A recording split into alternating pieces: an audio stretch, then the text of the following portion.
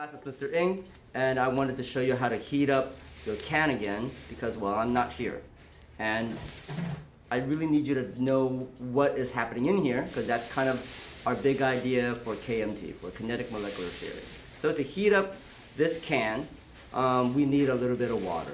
The aluminum itself is a really good conductor of heat, and air, nitrogen, is also a very good conductor of heat. So without that water, the bottom of my can might be pretty hot, but the top will never get hot enough. Right now, the bottom of my can is 130 degrees, but the top is barely at 30 degrees. So a little bit of water is going to help out here, right? The idea with the water is we want to be able to fill up the entire can with steam. So the entire can is warm, but the bottom, we don't want there to be so much water on the bottom that it takes forever to heat up this can, right? So here, I'm just gonna let it sit here and I'm gonna watch the temperature at the very top of the can. So down here, it's nice and hot, it's at 250. But up here, it's barely at 35. So I'm just gonna let this go until it gets to around 70 degrees. It's going up pretty quickly, so it'll probably take me about a minute or so.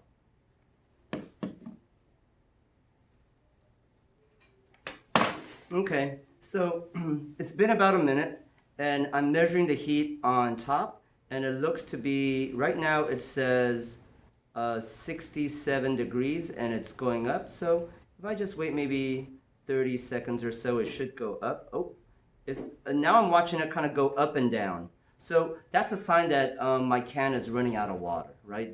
Pretty soon, all the water is going to be gone, and my can is only going to get cooler. In fact, as I look at it, it's only going down. So the best thing I could do is to try to crush it now. I'm going to turn my hand over. I'm going to grab it from the bottom, and I'm going to very quickly stick it against the water so that it makes a seal. Sometimes a kid will put it in a corner here. It sucks all the heat out of the can, and the can doesn't crush on its own. So you want to just kind of plop it down like this. So let's try it. It's getting cooler and cooler as I talk, so I better do it now. There we go. All right. So as you do this over and over again, do it 2-3 times. Maybe do a picture of it heating up. Do a picture right when it comes down, and then do another picture of it crushed. And then think about what's happening to the gases according to KMT inside this can. Thank you very much, and good luck on your lab.